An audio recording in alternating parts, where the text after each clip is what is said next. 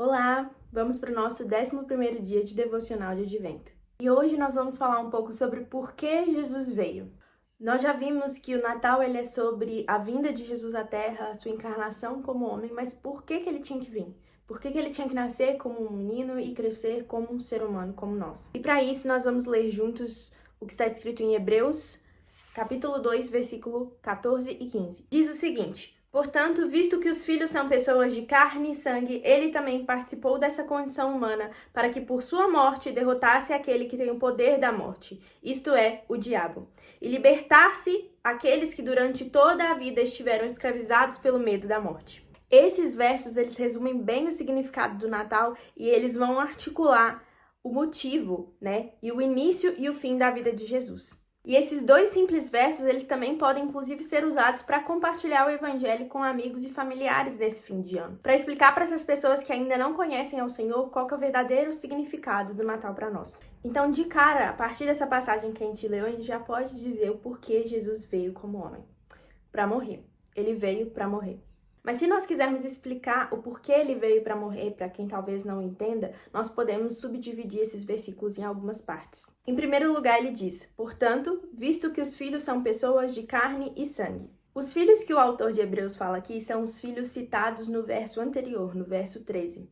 São os filhos de Deus, aqueles que são descendência espiritual do Cristo. É verdade que em João 3,16 diz que Deus amou o mundo de tal maneira. Então ele amou o mundo e entregou o seu filho pelo mundo.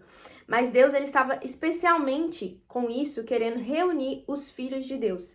Ou seja, aqueles filhos que são pela adoção em Cristo. Aqueles que andavam dispersos, mas pela fé em Cristo e através de Cristo foram adotados como filhos de Deus. Esses são o foco especial do Senhor. Depois o versículo 14 continua dizendo: ele também participou dessa condição humana. Aqui nós vemos que Jesus precisou tomar parte nessa condição humana, o que significa que ele não estava nessa condição. Ele era antes Deus, ele já existia antes de sua condição humana. E antes disso ele era Espírito, ele era Deus, ele era a palavra eterna. Então, porque nós somos humanos, igual fala no início desse versículo, porque nós somos carne e sangue, ele precisou se fazer também carne e sangue. Então, assim, ele assumiu a forma que nós conhecemos ele hoje, 100% homem e 100% Deus. Esse é um mistério da fé, de fato, mas é o que a palavra nos revela, e é nisso que nós cremos. Depois ele diz, para que, por sua morte. Então, aqui nós vemos o propósito final dele de ter se tornado homem. Não foi só para experimentar a vida como os homens experimentavam, mas foi para morrer. Ele se tornou homem para morrer. E para isso ele precisava ser homem, porque na condição dele de antes, em espírito, sendo Deus do universo, sendo o Criador dos céus e da terra, estando junto ao Pai, sendo um só com ele, desde o princípio da eternidade, ele não poderia morrer. Ele não podia morrer sem ser como homem. Ele precisava se tornar homem para morrer. Então foi por isso que ele veio como homem. Com isso, nós percebemos que a Sexta-feira Santa é a razão para o Natal.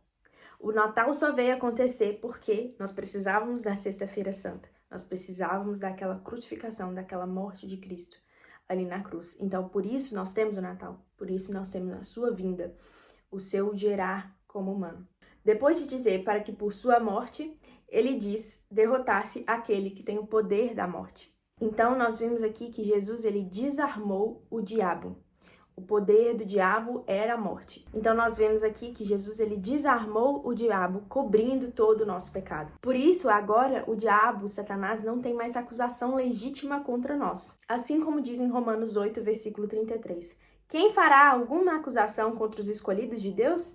É Deus quem os justifica. Então nós somos justificados pelo sangue de Jesus. E se Deus nos justificou pelo sangue do seu Filho, a arma definitiva do diabo contra nós, que era o pecado, não tem mais poder. Porque se a morte de Cristo remove o pecado, o diabo ele perde então a sua arma contra nós. O diabo então não pode mais requerer a nossa pena de morte que ele faria antes, porque o juiz já nos absolveu dessa pena de morte pela morte do seu próprio Filho. A morte dele nos absolveu da nossa culpa diante de Deus.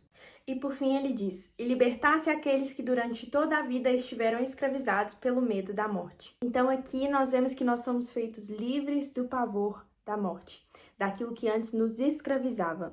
E Deus deseja que essa nossa segurança final que temos pela libertação do poder e da escravidão da morte, ela tem um efeito imediato nas nossas vidas. Então ele quer que essa nova esperança que nós recebemos através dele, ela surta um efeito nas nossas vidas, que é o efeito de remover a escravidão e o medo do agora. Então, antes da salvação por Jesus Cristo, nós estávamos condenados a uma vida de medo do agora e do futuro, porque o que estava prometido para nós era uma perdição eterna, era o sofrimento eterno. Mas se agora nós somos libertos da morte, se nós não precisamos mais morrer porque Ele morreu em nosso favor, se a morte não tem mais poder sobre nós, nós não precisamos temê-la, nós também não precisamos temer a mais nada. É por isso que nós podemos, a partir da vinda de Jesus e da morte e da sua ressurreição, viver vidas de esperança, vidas tranquilas, vidas confiantes em Deus, porque mesmo diante do sofrimento nós não temos que temer, porque nem a própria morte tem poder sobre nós,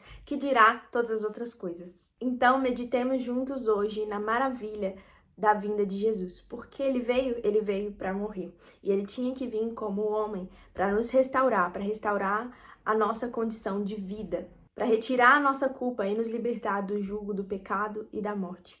Medite acerca disso hoje. Que Deus te abençoe e bom dia.